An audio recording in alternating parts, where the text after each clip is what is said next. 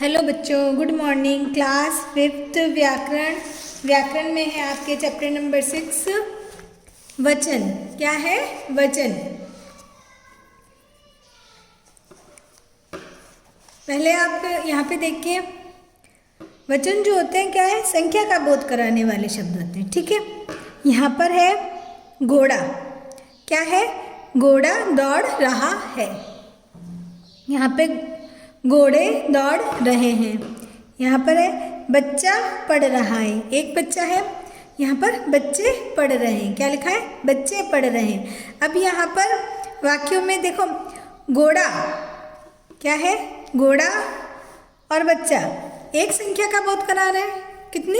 एक संख्या का बोध करा रहे हैं। जबकि घोड़े और बच्चे, यहाँ पर है घोड़े और बच्चे एक से अधिक संख्या का बोध करा रहे हैं। घोड़े और बच्चे जो है एक से अधिक संख्या का बोध करा रहे हैं। तो संख्या का बोध कराने वाले शब्दों को ही वचन कहते हैं। संख्या का बोध कराने वाले शब्दों को ही वचन कहते हैं। घोड़ा एक संख्या का बोध करा रहा है, बच्चा एक संख्या का बोध करा रहा है, जबकि घोड़े और बच्चे एक से अधिक संख्या का बोध करा रहे हैं। तो यह क्या है? वचन कहलाता है। क्या है? संख्या का बोध कराने वाले शब्द जो है वचन कहलाते हैं।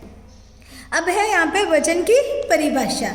आपको वचन की डेफिनेशन याद करनी है।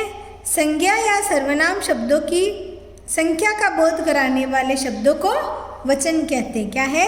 संज्ञा या सर्वनाम शब्दों की संख्या का बोध कराने वाले शब्दों को वचन कहते हैं। ठीक है, बहुत ही सिंपल है। उसके बाद में है आपके वचन के भेद। क्या है? वचन के भेद। वचन के दो भेद होते हैं। कितने भेद होते हैं? वचन के दो भेद होते हैं। एक वचन, बहुवचन। एक वचन, बहुवचन। हिंदी में जो है वचन के दो भेद हैं और संस्कृत में वचन के 3 भेद होते हैं। ठीक है, इसमें वचन का पहला भेद जो है एक वचन। पहले हम एक वचन देखते हैं। संज्ञा के जिस रूप से उसकी एक संख्या का बोध हो उसे एक वचन कहते हैं। ठीक है, यह है एक वचन। संख्या का एक संख्या का बोध होता है, उसमें क्या कहलाता है? एक वचन। जैसे कि लड़की, लड़का, चूहा, घोड़ा, घड़ी, पेंसिल, कुछ भी आप ले लो, पुस्तक। तो ये क्या है? एक संख्या का बोध करा रहे हैं। यहाँ पर इन सभी शब्दों में इनकी एक संख्या का बोध होता है, अतः यह जो है क्या है? एक वचन। उसके बाद में हम देखते हैं बहुवचन। क्या है? बहुवचन। वचन का पहला भेद था एक वचन, जो कि हमने अभी देखा है। वचन का दूसरा भेद जो है बहुवचन, यह है बहुवचन। शब्द के जिस रूप से उसके एक से अधिक होने का, क्या है? एक से अधिक होने का बोध हो उसे बहुवचन कहते हैं। इसमें लड़कियां, लड़के, चूहे, घोड़े, घड़ियां, पुस्तकें, पेंसिलें, खिड़कियां, दरवाजे, तो ये सब क्या है? बहुवचन का बोध हो रहा है शब्द से। तो यहाँ क्या कहलाता है? इनकी संख्या एक से अधिक होने का बोध होता है, अतः यह बहुवचन है। क्या है? बहुवचन। अब हम देखते हैं वचन परिवर्तन के कुछ आवश्यक नियम। क्या है? आवश्यक नियम। सबसे पहला हम देखते हैं, आदर देने के लिए एक वचन शब्दों का प्रयोग बहुवचन की भांति किया जाता है। यानी कि हम किसी को रेस्पेक्ट कर देते हैं तो उसके लिए क्या लगता है? बहुवचन के प्रयोग होता है। जैसे कि आप बोलते हैं पिताजी आए। क्या बोलते हैं? पिताजी आए। पिताजी दफ्तर गए। तो यहाँ पर गए, आए जो शब्द है बहुवचन। पिताजी दफ्तर जा रहे हैं। आप अखबार पढ़ रहे हैं। तो यहाँ पर आप जो है, पिताजी जो है क्या है? आप और पिताजी एक वचन है, किंतु उनके साथ जो ये क्रिया है, जा रहे हैं, पढ़ रहे हैं, पिताजी खा रहे हैं, तो ये जो है बहुवचन क्रिया जो है, क्रिया का बहुवचन में प्रयोग हुआ है। ऐसा उनके प्रति जो है आदर प्रकट करने के लिए किया गया है, जो है किसमें, बहुवचन में आता है। ठीक है, तो यहाँ पे हमने क्या देखा है, आदर देने के लिए एक वचन शब्दों का प्रयोग बहुवचन की भांति किया जाता है। फिर है नंबर 2, लोग, केश, आंसू, दर्शन, प्राण, हस्ताक्षर, दर्शन शब्दों का प्रयोग सदैव बहुवचन में किया जाता है। इन शब्दों का प्रयोग जो है हमेशा बहुवचन में किया जाता है। जैसे कि लोग बाहर खड़े हैं, क्या है, खड़े हैं, तो लोग शब्द को बहुवचन में प्रयोग किया गया है।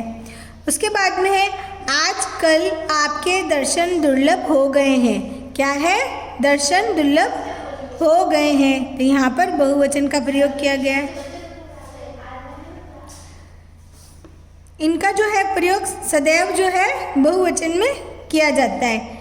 डर के मारे मेरे तो प्राण निकल गए थे, मैं आपके हस्ताक्षर पहचानता हूँ, तो यहाँ पर जो है बहुवचन में किया जाता है। इन शब्दों का जो प्रयोग है हमेशा बहुवचन में किया जाता है। उसके बाद में है नंबर 3, क्रोध, क्षमा, प्रेम, जल, पानी, दूध, दही, वर्षा, सत्य आदि शब्दों का प्रयोग सदैव एक वचन में होता है। किस में होता है, एक वचन में होता है। जैसे कि क्रोध आया, क्षमा किया, प्रेम, जल, पानी, दूध, दही, वर्षा हो रही है, तो यह जो है हमेशा इन शब्दों का प्रयोग जो है एक वचन में होता है। ठीक है, यह जो है बहुवचन में, इनका जो है एक वचन में होता है। उसके बाद में कभी कभी क्रियाओं को देखकर वचन का बोध होता है। कभी कभी हम जब पूरा वाक्य पढ़ते हैं तो वाक्य पढ़ते ही हमें समझ में आ जाता है कि भाई वचन कौन सा है, एक वचन है या बहुवचन है। जैसे कि बंदर पेड़ पर बैठा है, बैठा है, तो क्या समझ में आ गया कि यहाँ पर एक वचन है, बंदर पेड़ पर बैठा है। अब देखते हैं बंदर पेड़ पर बैठे हैं, यहाँ पर बंदर ही है शब्द, लेकिन क्रिया से पता चल रहा है, क्या कैसे पता चल रहा है, क्रिया से पता चल रहा है, बैठा है, बैठा है।